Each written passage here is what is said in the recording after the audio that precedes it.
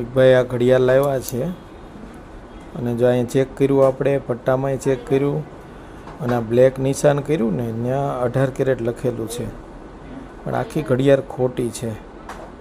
તો લેવાવાળા કોઈ ભેળવાઈ ન જતા એ ધ્યાન રાખવાનું છે આપણે. દેખાય છે 18 કેરેટ, પણ આખી ઘડિયાળ ખોટી છે.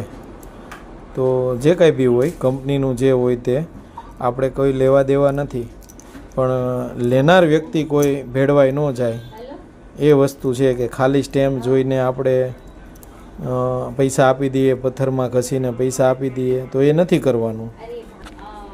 આ છે ને પથ્થરમાં ઘસશો ને, જો આ ચાંદીની વીંટી છે, બરાબર. હવે આ કસોટીમાં આપણે ઘડિયાળ ઘસો છો તમે, બરાબર.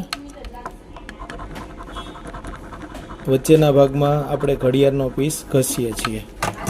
એટલે એસિડમાં આપણે ચેક કરશું તો ચાંદી નીકળી જશે અને આ એમ જ લાગે કે સોનું છે.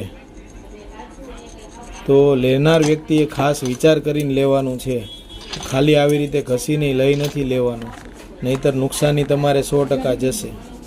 કોઈ પણ હોય, કસ્ટમર હોય, જ્વેલર હોય, કોઈ પણ નિરાતે. જો આ પથ્થરમાં ઘસારો રહેલો જ છે, પણ તોય સોનું નથી. આ ઘડિયાળ સોનાની આ ઘડિયાળ નથી. ઓકે.